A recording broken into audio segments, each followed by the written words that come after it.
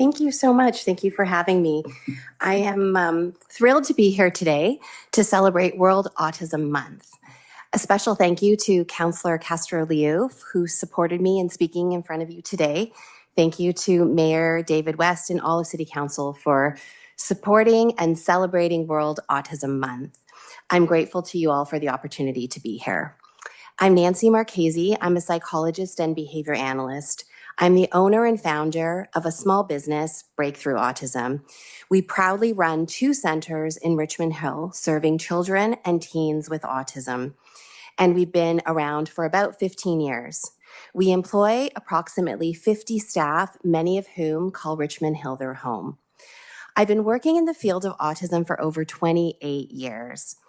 Back in 1998, when I started, autism was estimated to affect approximately 1 in every 500 to 1 in every 800 children. At the time in Ontario, we had no funding for treatment for children with autism.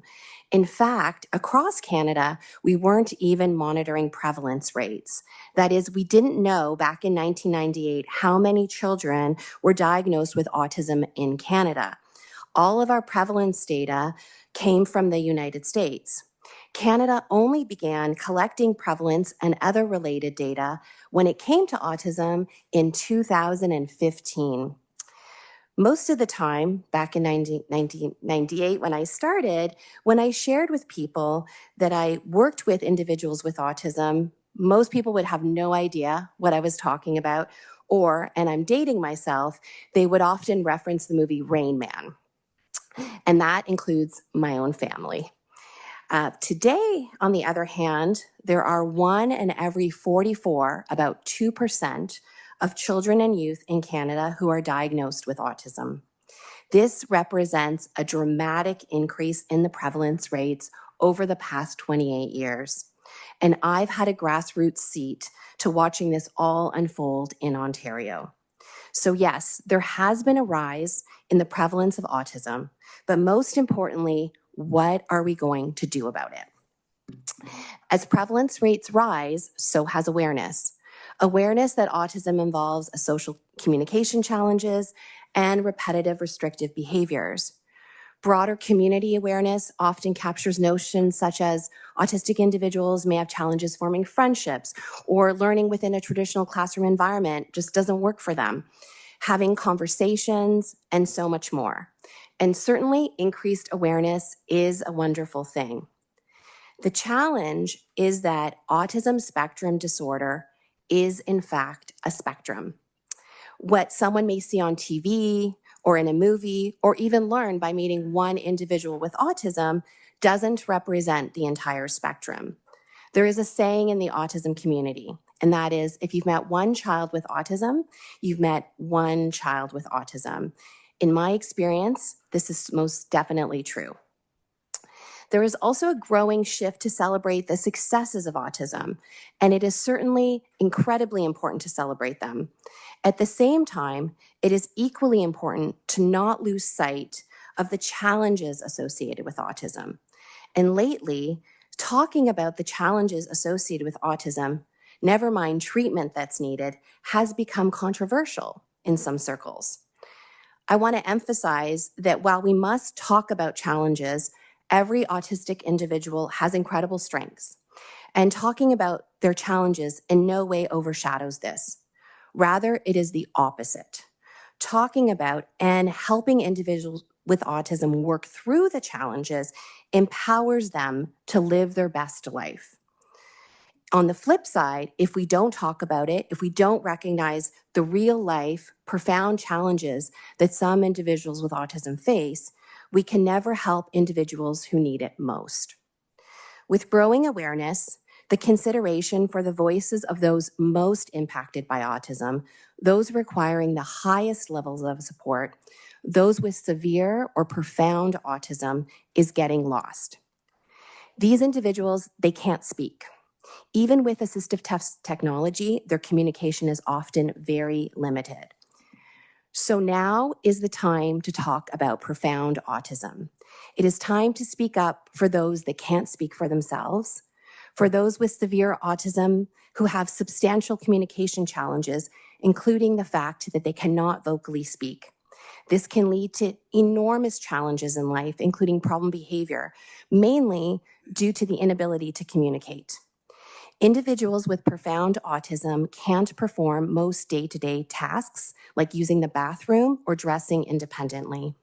This makes them incredibly vulnerable to very risky situations. Individuals with profound autism can put themselves or others at great risk of danger. For example, they may leave the home and wander the street. They may hit themselves repeatedly, so much so, causing severe tissue damage or severely aggressing against others. Individuals with profound autism require adult supervision to keep themselves and others safe all of the time. They may have other medical needs such as seizures. And finally, their parents and their caregivers. They need help too. In fact, about 28% of the autism population is considered to be profound. So what does profound autism look like in real life? Here are some examples. Children who have left their homes in the middle of the night without families knowing, relying on police to find them, and praying that they come home safely. Children who have smashed their heads into windows, shattering windows, putting themselves at risk for life-threatening injuries. Adults who are in diapers and need someone to change their diapers. Typically, one parent can't work as they never know if their child may need to be picked up from school or other community environments. And I know firsthand that all of these examples I've just listed have happened here in Richmond Hill, not just once, but far too many times. The Profound Autism Alliance notes most home and community-based services exclude people with profound autism because of their intense support needs. Caregivers are left with nowhere to turn. So here's the good news. We can help. Those with profound autism, like many others on the spectrum who have skill deficits, need treatment. In fact, those with profound autism need intensive treatment. Typically, those with profound autism rely on multidisciplinary teams to help them. And one discipline that can help is applied behavior analysis. And that's what we do at Breakthrough Autism. Applied behavior analysis, or ABA, is used with individuals with autism. It's evidence-based. It's a treatment that focuses on skill building, on optimism, on teaching communication skills, self-care skills such as toileting, hygiene, grooming, and so much more. ABA procedures are also effective at reducing challenging behaviors, such as tantrums, aggression, and self-injury. And we do that through skill building. ABA is researched and evaluated for over 5 decades, has been endorsed by federal and provincial organizations in Canada, as well as the US Surgeon General, National Institutes of Health, NIH, and so much more. In short, ABA for autism is known as evidence-based treatment. I'm very proud to say that at Breakthrough Autism, we service the spectrum. We offer ABA to autistic children and teens that are moderately to severely impacted. We're blessed to have an incredible team of over 50 staff who work tirelessly to support hundreds of children and teens in our community, including Emily here, wonderful behavior analyst who came in a pinch to help me out today. At Breakthrough Autism, we empower children and teens by teaching them to communicate their needs and wants, what they like, also what they don't like, teaching them to use the bathroom independently, dress themselves, asking a friend to play, reducing challenging behaviors. We work a lot on that through empowering them with replacement skills and so much more. In short, we help children and teens with autism live their best lives right here in Richmond Hill. We also work hand in hand with families. We always say parents and caregivers are a part of the team. We may be the experts in ABA, but they are the experts in their child. And together, we make an incredible team. In closing, this World Autism Month, I hope that each of you reflect on the entire autism spectrum, including those with severe and profound needs and their families. They deserve access to life-changing treatment and support within our community. Children and teens with severe autism, like all individuals with autism, deserve the chance to reach their full potential and live their best life. Thank you.